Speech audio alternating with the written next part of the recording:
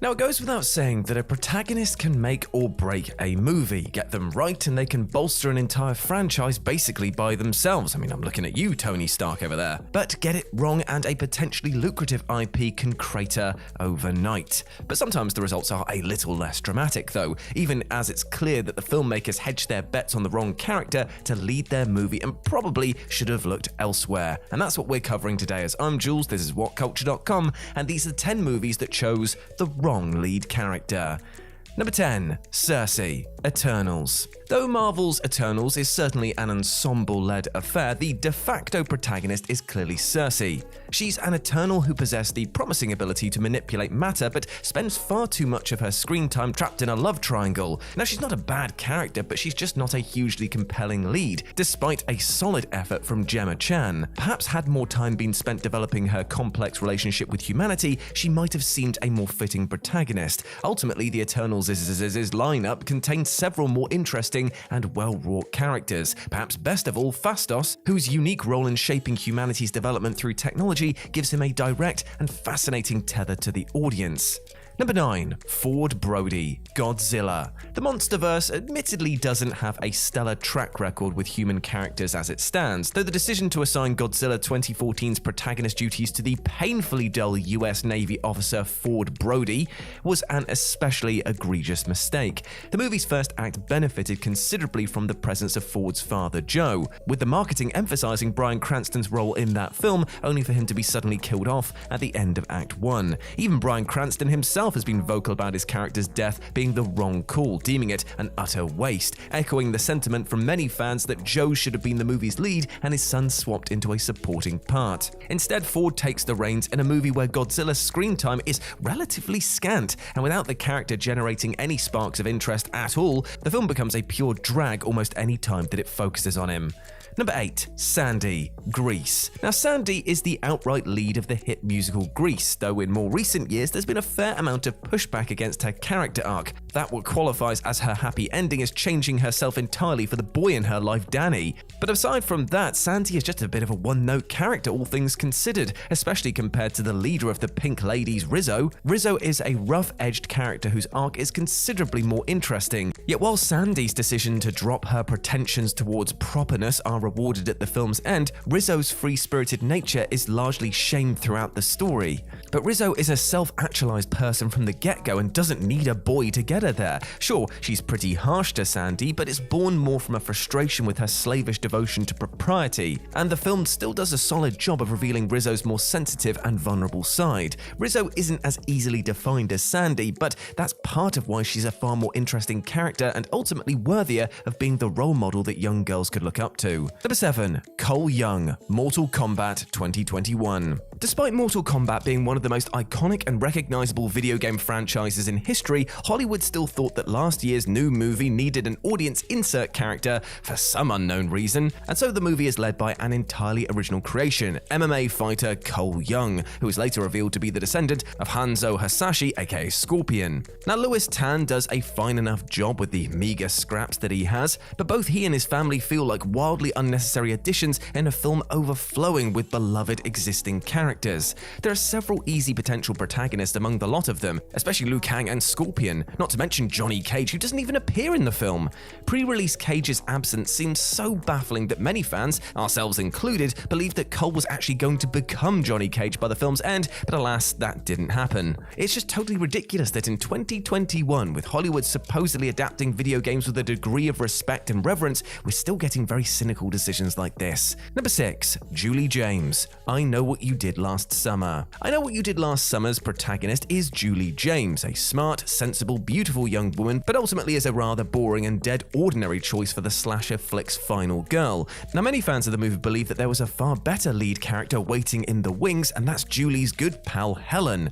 The fact that Helen has her own Wikipedia page while Julie doesn't really says everything that needs to be said about the respective impact on the audience and general pop culture. Now, at first glance, Helen seems to be a stereotypical horror movie beauty queen, defined by vapid self-interest and little else. Yet there's a surprising depth to Helen that that exposes her deep-running vein of emotional vulnerability. Helen is evidently racked with guilt over the fatal car accident that she was involved in and has a fraught home life to boot. We're compelled to root for Helen to survive, and so it's such a crushing letdown that she's ultimately killed off at the end of an unforgettable chase sequence, despite surviving in the novel no less.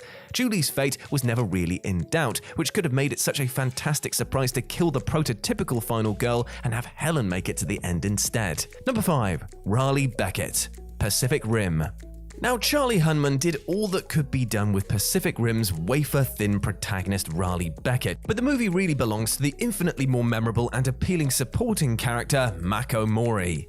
Now, Mako admittedly has a relatively large role in the film, but there's no denying that she plays second fiddle to Raleigh, who by comparison is a rather uninteresting, charisma-free, generic white guy lead. Perhaps the single most memorable sequence from the film is the flashback detailing the loss of Mako's parents in a kaiju attack on Tokyo, resulting in her subsequently being adopted. Between Mako's tragic backstory, her strong-willed determination, and the admittedly terrific performance, it's really a no-brainer that she should have led this blockbuster. However, releasing in 2013 as it did, long before Wonder Woman and Captain Marvel finally convinced crusty Hollywood executives that female-led tentpoles were viable, the apparently smart, sensible choice was picking the bland, interchangeable dude. Ironically, with Raleigh not returning for the sequel, 2018's Pacific Rim Uprising, it would have been the perfect opportunity for Mako to slide into the lead role, but instead she returned for a mere fleeting cameo in which her character was inexplicably killed off. Cool. Number 4. Sam Carpenter, Scream 2022. The recent fifth Scream film did a rock-solid job of introducing audiences to a new cast of likable young characters capable of carrying the franchise forward with or without the original surviving heroes. Scream's lead character ended up being Sam Carpenter, who is eventually revealed to be the biological daughter of one of the series' original killers, Billy Loomis. While that is an interesting idea, to make this series' new lead the descendant of the original villain, who appears to have inherited their aptitude at bloodletting no less, as a protagonist Sam pales somewhat in comparison to her sister Tara. Now, Tara becomes an immediate sympathetic character from the film's very first scene where she unexpectedly survives a run-in with Ghostface. In addition to being a horror film fan, Tara takes an incredible amount of punishment over the course of the movie, cementing both her vulnerability and her toughness, ensuring that she feels the most Sydney-like of the new characters. Furthermore, when comparing the two's acting capabilities, Tara is just simply better, more deeply felt and persuasive. Number 3. Jim Preston, Passengers. Passengers was one of 2016's most hotly anticipated films, the star pairing of Jennifer Lawrence and Chris Pratt in a big-budget sci-fi romance having box office gravy written all over it. And yet, it ultimately released to a fairly muted response from critics and audiences alike due to the rather contentious characterization of protagonist Jim. After being awoken from cryo-sleep 90 years early and spending a year living on his own on a spaceship, Jim decides to wake up a fellow passenger. The problem is, of course, is that rather than focus on this action as a product of Jim's unstable loneliness, the script tries to segue it into a genuinely affecting love story in which a selfish schmuck romances the smoking hot woman he irreversibly woke up from slumber against her will. And many critics noted that a big problem of this movie is its point of view, and that having a story unfold from her perspective rather than Jim's would have positioned the empathy in a more agreeable way. It still would have faced an uphill struggle to convince audiences that Jim's act wasn't one of total scumbaggery, even accepting his crushing loneliness, but given that we're firmly on Aurora's side, having us experience events alongside her would have righted a lot of the script's inherent tonal issues. Number 2. Newt, Fantastic Beasts and Where to Find Them.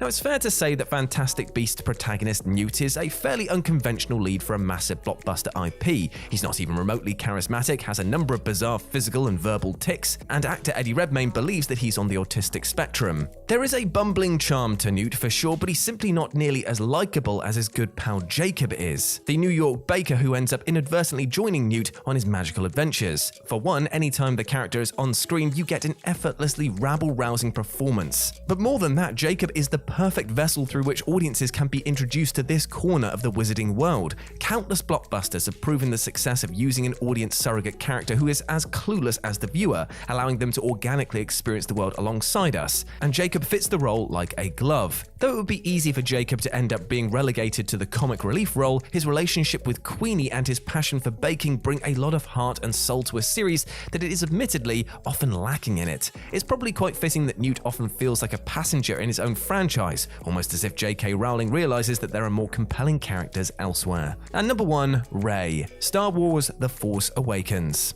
And so we wrap up with possibly a controversial choice that as potential rich as Star Wars' Rey was, that she shouldn't have led the sequel trilogy as its Luke Skywalker-esque protagonist. After Rey's solid introduction, she settles into an overfamiliar character rhythm, largely working through the archetypal hero's journey beats that we've seen before, with little in the way of creative variation. And there are 2 infinitely more interesting choices for the sequel trilogy's protagonist: Finn, a former stormtrooper, who fans understandably expected to be the sequel's true hero, and more ambitiously, the villainous Kylo Ren. Kylo Ren is far and away the most complex and intriguing character of the entire sequel trilogy, and building The Force Awakens around him would have been an especially bold move. Audiences clearly responded strongly to the character, in large part due to Adam Driver's superb performance, and several years removed from the sequels, he's really the only new character who's had much cultural staying power whatsoever. Granted, Disney would be understandably nervous about making an antagonistic character their lead, and so Finn would have been a solid second choice. Again, Rey is a fine enough character,